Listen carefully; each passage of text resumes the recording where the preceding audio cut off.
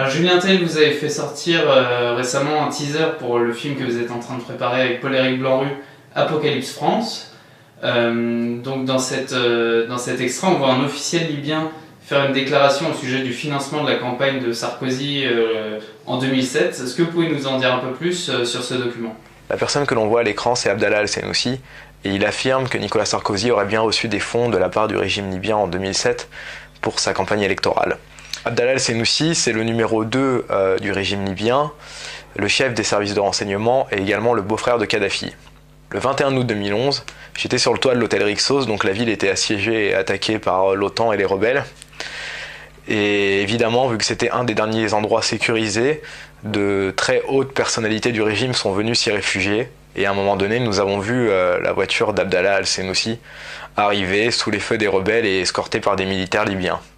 Quelques heures après ça, il a donné une conférence de presse improvisée et traduite par Ibrahim Moussa, le porte-parole du gouvernement libyen. Okay, thank you very much for all of you for coming.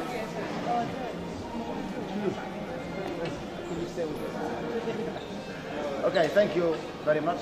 Basically, we have with us here Mr. Abdallah Mohammed Al-Senussi, who is the head of Libyan intelligence, and he would like to talk to you for a few minutes. I will translate, of course. Premièrement, c'est un événement historique car Abdallah Al-Senussi est un personnage très secret, une personne qui n'a jamais donné de conférence de presse, et à ce moment-là, il n'existe qu'une seule photo publique de lui. Évidemment, ce qu'il dit, Saïf al-Islam, le fils de Kadhafi, l'a déjà dit, c'est-à-dire que Nicolas Sarkozy aurait bien reçu des fonds pour sa campagne. Mais là où il apporte un élément supplémentaire, c'est qu'il se déclare comme étant impliqué dans l'affaire.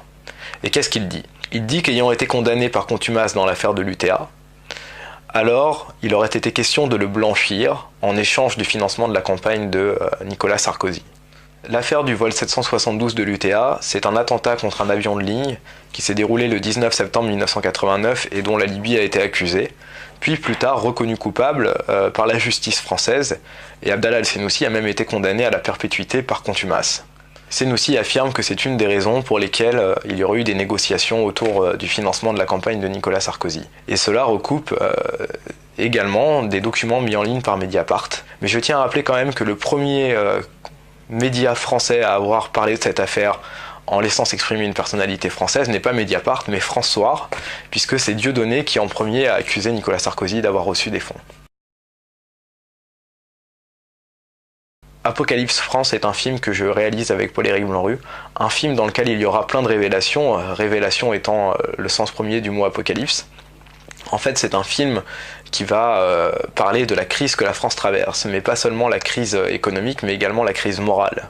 Le but est de donner la parole en fait aux victimes de cette crise, et également de fournir tout un tas d'enquêtes sur des affaires, et donc de faire un certain nombre de révélations sur les dessous de ces affaires. C'est donc un film avec des enquêtes de fond, avec des documents comme celui-ci, mais c'est surtout un film participatif, donc nous avons besoin du soutien des internautes et des spectateurs, et surtout de toutes les personnes qui en ont marre de la manière dont les médias travaillent. Donc soutenez-nous sur KissKissBankBank ou sur apocalypsefrance.com en un mot, et merci de votre soutien.